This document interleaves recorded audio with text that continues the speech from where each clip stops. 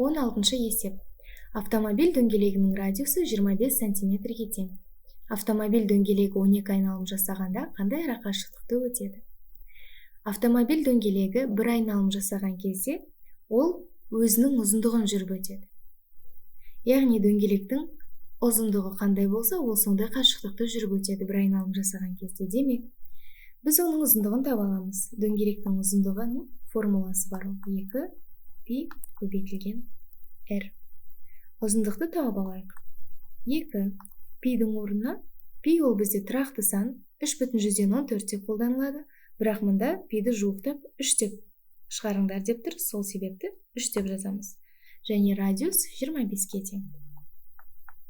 2-ні 3-ке көбейтсек 6, 6-ны 25-ке көбейтсек 150 сантиметр. Бұл автомобильдің бір айналым жасағанда жүріп өтетін қашықтығы. Ал бізден 12 айналым жасағанда қандай қашықтықты жүріп өтетін табу керек. Демек, осы 150-ді 12-ге көбейтеміз. Егер ол бір айналым жасағанда 150 сантиметр қашықтықты жүріп өтсе, 12 айналым жасағанда жүріп өткен қашықтығын табу үшін 150-ді 12-ге көбейтеміз. 150-ді 12-ге көбейтсек 1800 сантиметр шығады.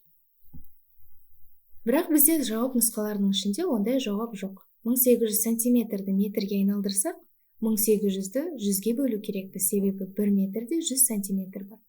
Демек, бұл 18 метр болады. Сонда нұсқалардың ішіндегі дұрысы А нұсқасы.